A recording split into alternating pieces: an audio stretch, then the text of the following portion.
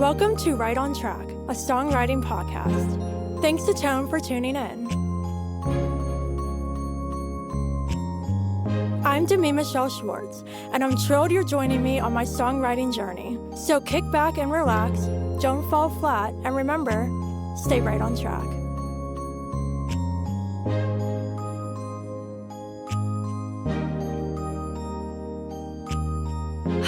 Hello, welcome back to Right on Track.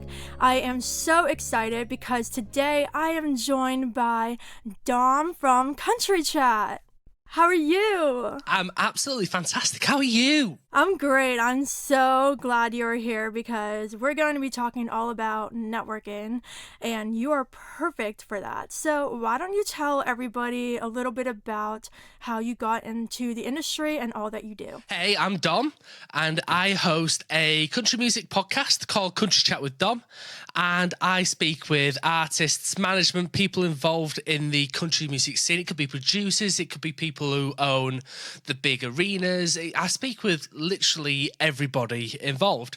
On top of that, I host a radio show on ukcountryradio.com. Thank you so much for sharing all of that. I'm super happy you're here. And to kick off our fabulous discussion, would you like to read this quote I found from John Legend? I surely can, because it's an amazing quote. And it says, music business is hard. It's very difficult and it's not for everyone. Even if you can sing or even if you can write a song, it takes a lot of determination. It takes some kind of thick skin. I love this quote because when it comes to networking, it's all about determination and having a thick skin, because you're going to have people who tell you no, you're going to have people who completely don't answer you, and I feel like a lot of musicians who don't make it or don't have the time and the energy to push forward give up because they can't develop that thick skin. So I'm curious to see from your perspective, have you experienced this, like developing this determination and thick skin yourself getting into the industry? Oh, definitely. I mean, when I first started the podcast, you get this thing called an imposter syndrome, and you start recording, you start listening to yourself back, you publish your first few episodes, and you think, actually, am I the right person? Am I the right person for the job? Am I doing a good enough job? And you start getting into your head. You start thinking, am I good enough? You know, do people like me? Do people like my voice? Do people like the way I sound? Do people, it's so much in your head. And it's so right, because you've got to have a really thick skin to take on not only people's criticisms about you or your voice or whatever you're producing, but your own internal voice as well. You've got to be able to snap out of the self-doubt and go into this and say, yes, I'm good enough. I definitely struggled with not feeling good enough for a really long time, and I still struggle with that a little bit, but I feel like I've gotten better because I was able to develop a really strong network of fans and people like you who support my music and are so kind, because it's so hard to find those people in the industry. The industry is a hard place, as John Legend is saying, but I feel like you need to push through that and find the right people. Definitely. I mean, it's about meeting the people that not knock you down, but actually raise you up as well. Put you on that platform, put you on that pedestal and showcase your talents, because yourself, your songwriting and your vocal abilities are amazing. They really are. And I cannot wait to hear more music from yourself. Thank you so much. I really appreciate that. And going back to a little bit what you just said, how you gave that platform to me, and that's something I want to talk a little bit more about, because there's so many songwriters and artists out there looking for ways to be heard and to get fans and discovered. And so what do you look for in songwriters, artists, other musicians that you give your platform to? The main thing I look for isn't about talent. It's not about songwriting ability. It's about passion. It's about determination. It's about persistence. It's about somebody who truly, truly loves what they're doing because they love what they're doing, not because they feel they've got to.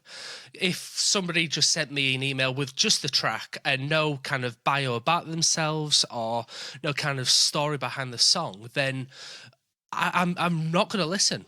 It's not going to happen, because if you're not prepared to make the time to at least tell me a bit about yourself, tell me a bit about your story, then I'm not going to listen back. And that's one of the things I loved about what you did. Was we first started talking via Twitter, and I saw your messages, and it was like, okay, then this is great. This is a great song, but people get busy. People get really busy sometimes, and people's schedules can kind of really stack against them. And as soon as I had a spare kind of week where I had a couple of recording slots free, I kind of hit you up afterwards after you posted a tweet yourself saying that you're really busy. So it's one of those situations where you've got to keep being persistent. You've got to keep pushing and keep saying, I'm still here, because there's going to be so many people that messages get swamped under, and you will be seen eventually. It just depends on the time frame of the person. And like what happened with us, yes, it was on the day that you released Ellie Will Wait For Me, but we got there. And podcasts in particular, for myself and people who do blogs, people who do reviews, they stay on the internet for a very, very long time. I really love what you said about, keep being persistent and determined, and also that it's about passion and showing that you care about the person that you're reaching out to. Because if I received an email with just a track and nothing about an artist, I wouldn't respond either, because I would just feel like, oh, I'm just another person that they're sending this to. Yeah. They don't really care about me. And so, expanding on that a bit, what are the do's and don'ts of pitching music to somebody who you want to get an interview with or radio airplay? Let's start with the do's. What do you look for in those emails? The one thing I look for is plenty of information about the artist. Actually speak to me. Speak to me like, hey Dom, I've got this new track coming out. Would you mind listening to this? This is about me. This is X, Y, and Z. The don'ts, the big don'ts, is send a blank email with a load of other people in the email addresses, so you've just been chained emailed.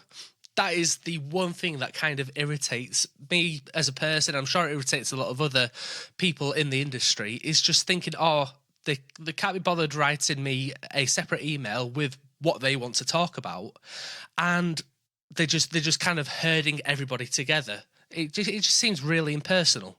Yeah, that totally makes sense. And do you find significance in artists sending EPKs as well, or is that something you specifically don't really require? It's entirely up to the artist. I mean, I'm happy to take EPKs. I'm happy to take just press releases. I'm happy to just take an email, because what I do personally is I go deep. I look into the artist's history. I go through Twitter. I go through Facebook. I go through YouTube. I go through Instagram. There's no stone that goes unturned, and if it's going to be in the press release, it's going to somewhere be in your social media. And I love to find the history of an artist. Just remember that whenever you're posting things on social media, it's available for everybody to see. It's a bit like trying to apply for another job. If there's something on there that you want your new boss to see in a day-to-day job, then it's going to be the same for people in the music industry. They don't want to see not negativity as such, but bad things. That is a really, really great point. And I've tried to be consciously aware of everything I post. And like you said, people do look. Like when you send an email to somebody, like they're not just going to look at your website and listen to your song. They're really going to look at your social media presence, because they want to work with somebody that is a good reflection on them. And a perfect example of this is I just had an interview a couple weeks ago with somebody who literally told me, like, you are a really down-to-earth person, and I reached out to you for an interview because of your presence online. You seem really authentic and real, and that made me really happy to hear, because that's what I try to be.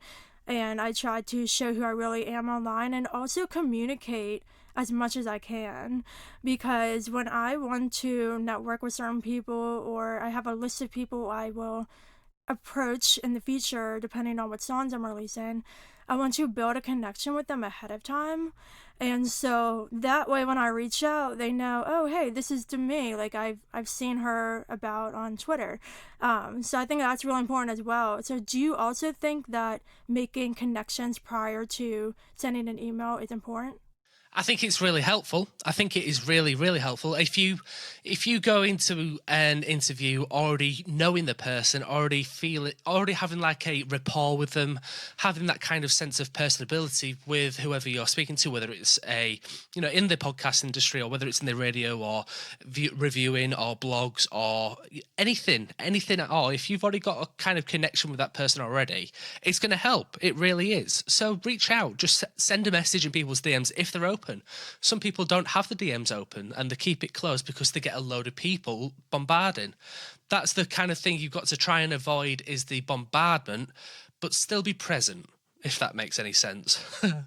It definitely does. It definitely does. You have to be present, interact with them, like their tweets, reply on their tweets. And I literally know firsthand that there are people who I wanted to connect with that had closed DMs. But after I interact with them for a period of time, they followed me, I followed them back. And some of them even direct messaged me first about doing an interview, and or if not, then now that their DMs are open to me, I'm able to reach out. So it's so important, I think, to know the people you're interviewing, especially because you were talking about before getting blank emails. They could have just had a long list of people they knew accepted submissions, but maybe they didn't even listen to an episode of your podcast. You know what I mean? Like, I think it's so important to listen to the radio station or the podcast or read the blog or whatever of the person that you're trying to reach out to before you do it. Definitely. I mean, I'm going to be a lot more nicer and more down to earth with people that truly take an interest in me as well, because people are expecting me to take an interest in them, into what they're doing. Whenever I do a podcast, the podcast can range between 40 minutes and 2.5, 3 hours. So I'm spending a lot of time, taking a lot of my time up as well. And a lot of us, we don't actually get paid for what we do in the radio or in the podcast world unless we start getting sponsors. I'm not at that stage yet. So everything I do is from my wallet. So this is time that I'm investing into an artist free of charge. Nobody charges for any of this. And, you just want a bit of kind of reciprocation at the end of the day. Exactly. And I think that all comes down to, giving back in the industry instead of taking so much. Because if all you want is for people to give and give and give and give to you, and you never give back in any way or thank somebody for supporting you, it's not going to last. Maybe you'll get a couple big moments and features here and there, but as time goes on, if you don't give back or respect the people who support you, then they're going to fade away. Exactly. And just as a reminder for anybody starting out, and that does make it big, just remember the little guys that interviewed you first when you were smaller. Just remember me to me. Just remember me. I will. I have like a whole list of people who supported me, and I don't care how big I get. Like, you guys will always be my faves. You and Linda, my king and queen. That's so sweet. So now I want to talk a little bit more about after the fact. So you reach out to somebody, you're lucky enough to get a response, and you get an interview, and they give you that platform. So after that, the worst thing to do is to just never talk to that person again until you have something else you want them to do for you. It's really important to stay in contact with them. So what are your ideas on that? Definitely. Definitely. I mean, it's so frustrating. It's like making a friend that you've just done something for a friend and they're like, yeah, thank you. And then they completely blank you and then don't talk to you at school again. And they kind of throw you to the dirt and never speak to you again. It's the exact same thing.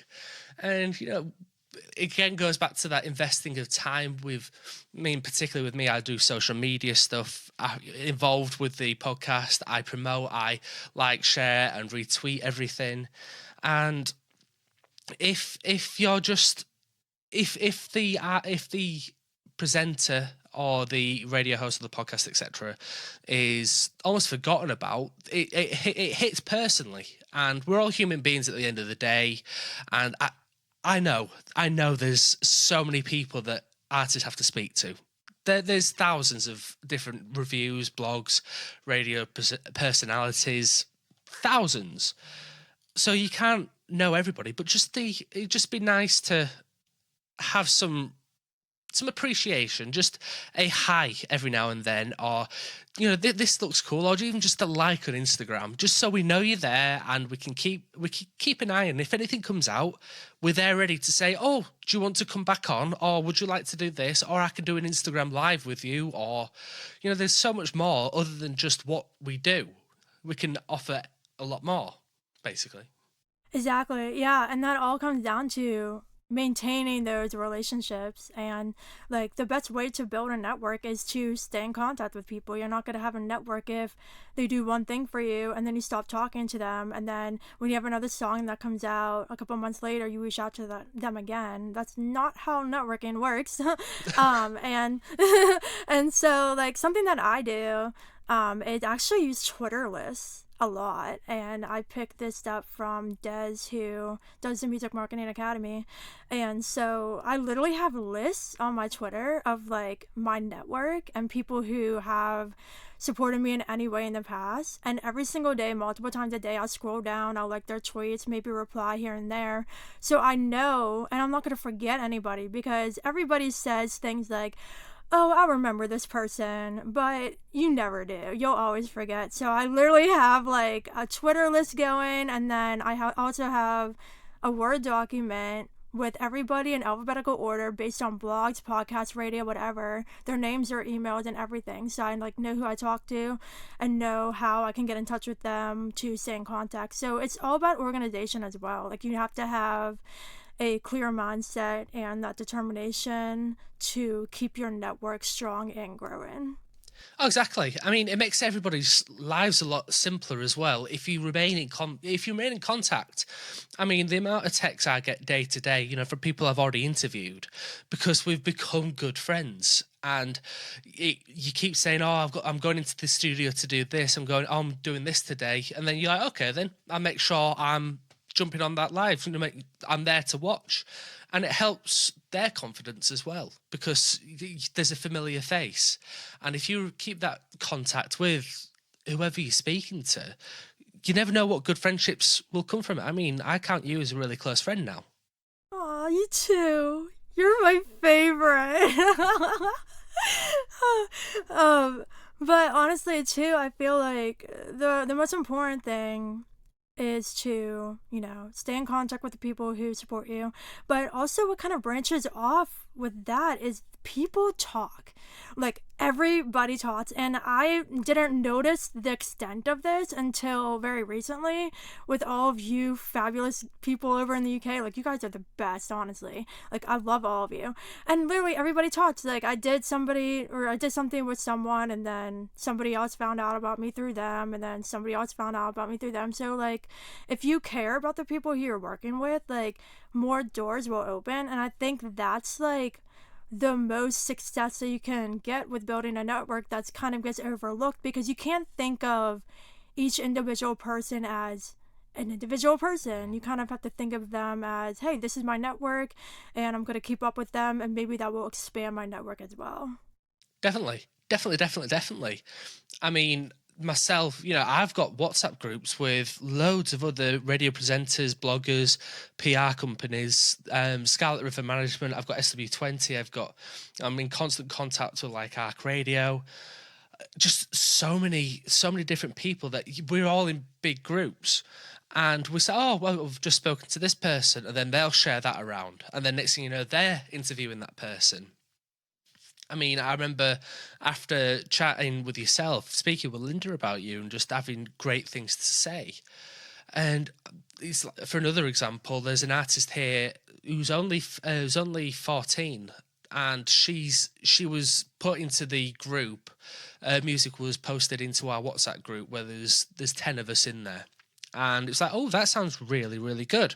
So then we all featured on our platforms, on our podcasts, on our radio shows, and then suddenly she's gone from just starting out to then having this already set basic network, which then can then branch out to a bigger audience, and it just gets bigger and bigger. Yeah, no, that's fabulous. And, like that's what people need to hear because when you talk to somebody, like you're not just talking to that person. And yes, the good news spreads, but the bad does as well. You know what I mean? Like if somebody does something super shady or is a total jerk to somebody or something, like everybody talks in that way too. And they're like, if I would never do anything bad, but if I did, they'd be like, oh my god, do you know that Demi girl, that songwriter? Like she's like so mean. Like don't talk to her. And then like nobody will want to talk to me, but I'm nice, so that'll never happen. But I'm just curious, like, have you had any of those interactions where like there was an artist that just kind of gave you bad vibes or somebody kind of spread that around within your network? Definitely. Definitely. There's people that have. I'm not going to name names because I never like to No, name don't name names. names. This isn't a tea party. Yeah, no, I don't want to spill the tea, but there's people out there that have spread misinformation about things or have certain views against certain, different people, such as, people's sexual orientation or race or religion. There's been nasty things said in private. And when you hear stuff like that, what you tend to do is we tend to shut off that artist. We won't. We will block them. We'll cancel them off our lists, and we don't want to, because it's about our public image as well. Because if we're associating ourselves with people who are racist, who are homophobic, who are going against these, going against equality, basically, we don't want to be tarnished with that same brush, because we're not. We love to have that diversity. If it is a genuine mistake, then we'll let them approach us and say, okay, then this came out, but it came out across wrong. Then that's when we'll start thinking, okay, then let's have a discussion about this. Let's have a proper chat about this. But if you do something, that's why I was saying earlier regarding like social network, if you're putting negativity out there, if you're putting nasty stuff out there, we'll see it. And we'll tell my closest friends, I'll tell people in my WhatsApp group, have you seen what this person's put? And it's not a nice thing. And it's not a nice thing to kind of not spread the negativity by saying, have a look at this.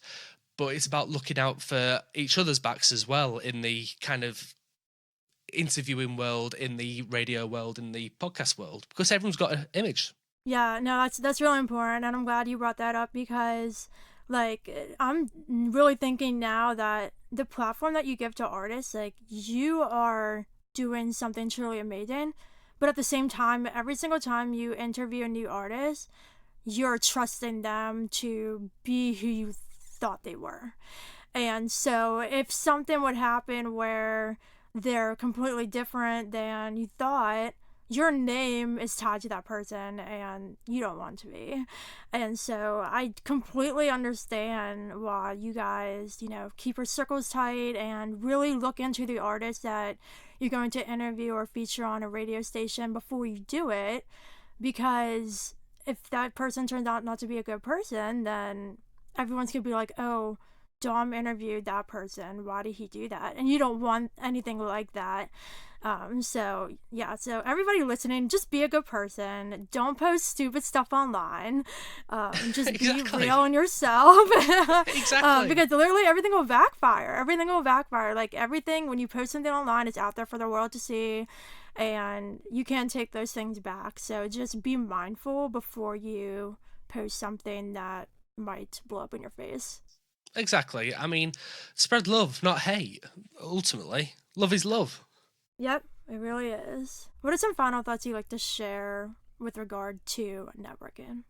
So it's just to clarify, just just to go over what we've said now, when you're sending emails, don't just send blank emails. If you're going to get involved with a publicist that are going to devote and dedicate their time to you, at least give them a bit of line to pull on. Give them a bit of something about yourself, create a connection with the people.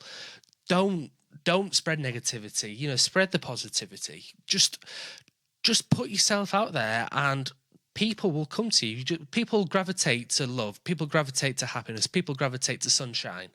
And, that's why we all go on holidays. Now, just take that into your musical life.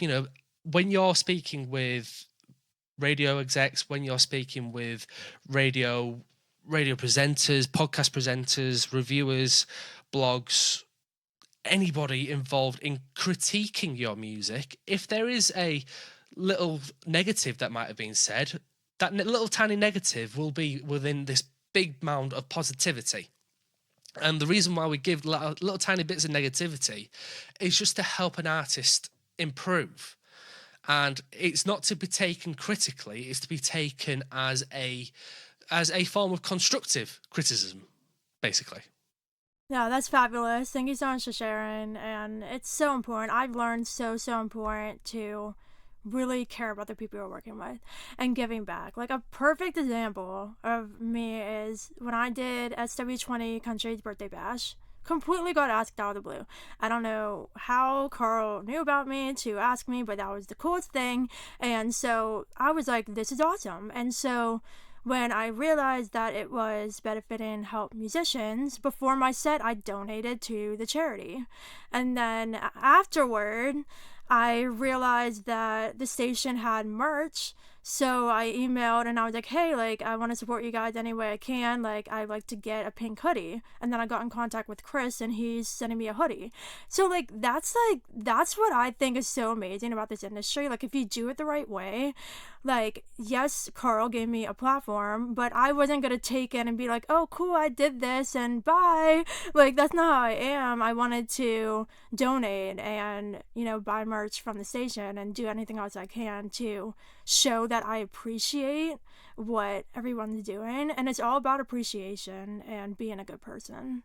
Exactly. I mean, a great example as well is Kirsty Kraus. She's currently posting a lot of photos recently of herself wearing a pink She-Wolf Radio t-shirt. Now, she doesn't have to do that, but it's great promotion for She-Wolf Radio. And it just shows that kind of compassion and solidarity between two different people. Right. Oh, I love She-Wolf Radio. She-Wolf Radio sent me a t-shirt too, and I wear it all the time. And it's just like supporting the people who support you. You know what I mean? Like, you guys work your butts off. You're so kind. And, it just, like you said earlier, like, you kind of feel bad about yourself if you promote an artist and then it's like they don't remember you. I feel like crap too after I spent hours talking to them for a podcast and then all of a sudden I'm not important anymore. So I think it is really important to be a good person, appreciate what people give you, and give back and continue to build your network, because like Dom said, everybody will talk about you, good or bad, and don't be on the bad side of that equation. Exactly. And just don't forget me either, to me. Just don't forget me. I won't. I'm never going to forget you. Never. How could I? Oh. And on a perfect note, that is our timer going off, so we did fabulous. Yay. But before we go, can you tell everybody where they can find you on social and listen to your fabulous podcast? So my social media, I am on Twitter, country_chat. On Facebook and Instagram, I'm Country Chat with Dom. I'm always posting, I'm always around. If you're an artist and you want to come on the podcast, just send me a message. Just reach out. I can give you my email address. It's super simple. My podcast itself is available on virtually every single platform apart from Alexa, because Alexa is really difficult to kind of upload a podcast to. My radio show is on Sundays at 7 p.m. till 9 p.m. UK time on ukcountryradio.com. Thank you so much for sharing, and thank you so much for being on my podcast. Look at us cross collaborating. Yay! Well, listeners, thank you so much for listening. Dom, thank you again for being here, and until next time, Stay right on track.